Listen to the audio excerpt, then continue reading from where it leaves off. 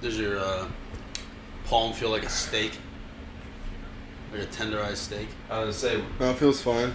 So was that from when you fell? Yeah. Did you have gloves on? Yes. I had bought these really cheap gloves. Yeah. And they were not thick or anything. So they protected me from getting scraped. Yeah, there was so it was fine. Yeah. But I'm all the weight of the fall kind of landed right here on my palm. Yeah. So hurt. It was like basically the beginning of Saturday. Yeah, it was the very first phase. And I have it on video. My GoPro was recording. I didn't have my helmet strap when I felt my helmet went flying off. So you'll get to see that. Dude, it was so funny. I was like, we were all up there, like covering corners of the building. How many people were up there? Your whole team? No. No, hell no. No, it's probably. How many people was on your side? Oh, jeez. How many people were there total? Probably 200. Damn. No, there's probably more than that, bro. Really? There was a lot there, and they were pretty evenly split. So. Damn. Yeah. Maybe 100 or maybe 100 or more on each team, probably. Yeah, there was a lot. So, but it was probably like 15 guys on the top of the roof there.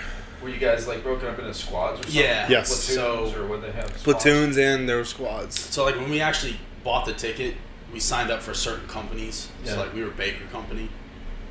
Oh yeah, okay. That's so right. we were Tan, Baker. Yep. So we were like Baker 2-1. Yeah. So whenever we did radios, we would do 2-1. Right. But we actually ran with, since it was just us three, we didn't like know anybody there. Yeah. We ran with these two other guys. One of the guys was our CO.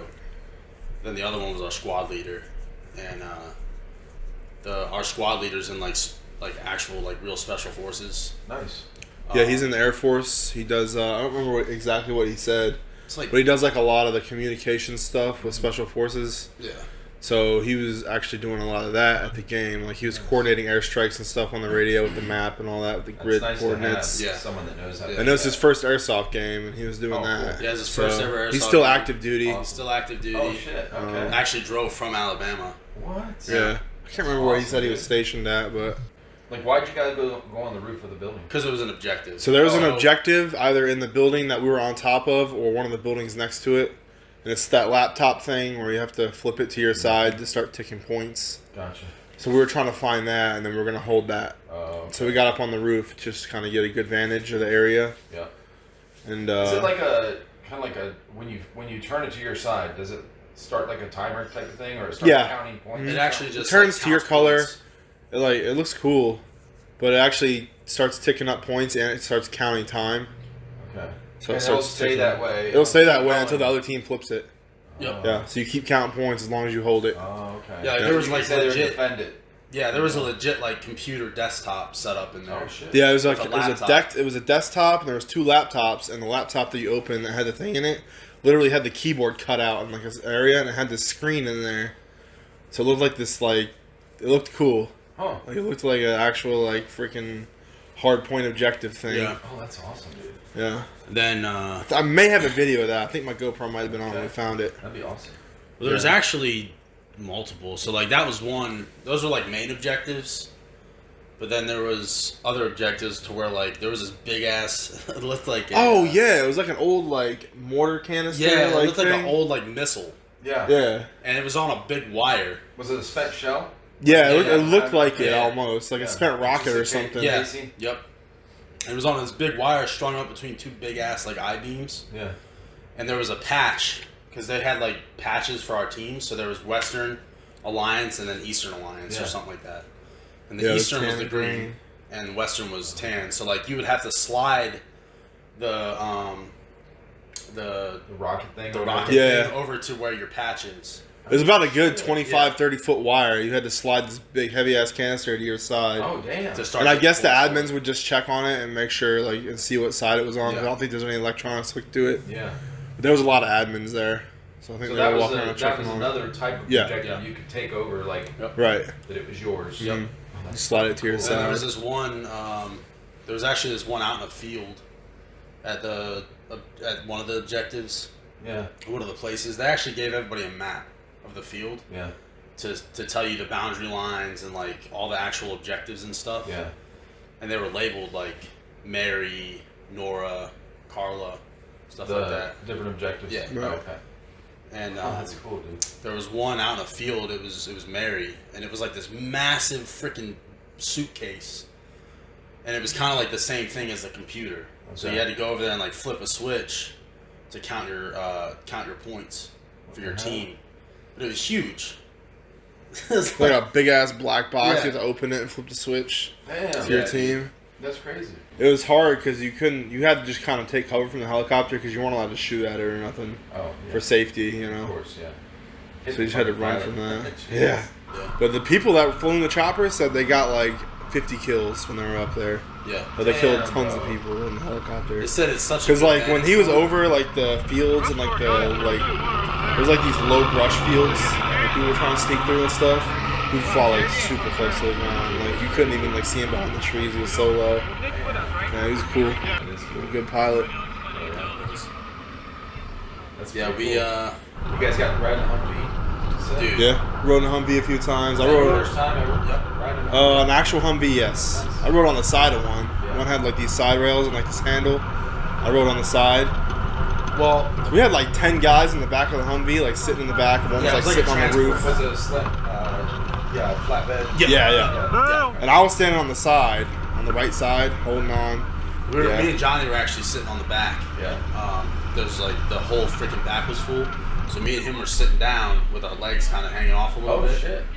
And they kept the little hatch down so people could sit. And the people behind us were just holding our so you don't chest fall rig so we don't fall. Nice. And we were going through the mud. Freaking all the mud was splashing up onto our boots and shit. It was cool though, man. They had this. Did you get to ride inside of a Humvee? No. No, because every time we got transported by one, it was already full inside. Oh, gotcha.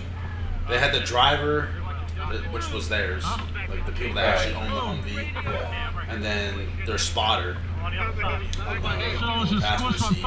Usually they had a spotter for like grenades and stuff. That way they can tell if they're dead. And then most of them had a gunner. The transport one didn't. And then these the Humvee have a turret in the top of the back seat?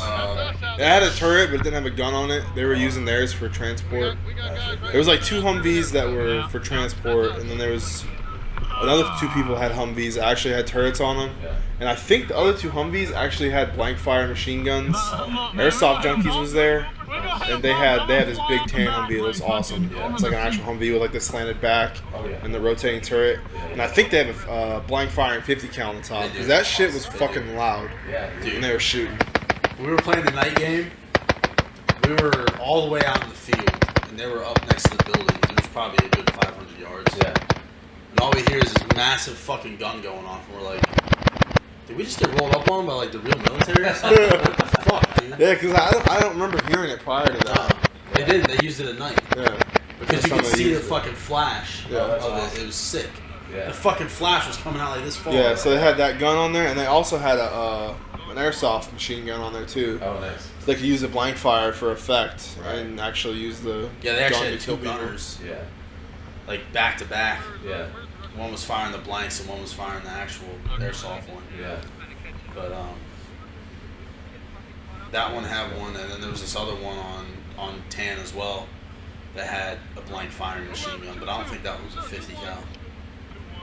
Oh, I don't remember what it was, but yeah, they had one too. Dude, there was this one that sounded weird as fuck. It sounded like a railgun. I don't know what it was, but it was like. What? And it was a real gun, but it was shooting blanks. I think it was because that was on. I don't know for sure. Humvees? Yeah.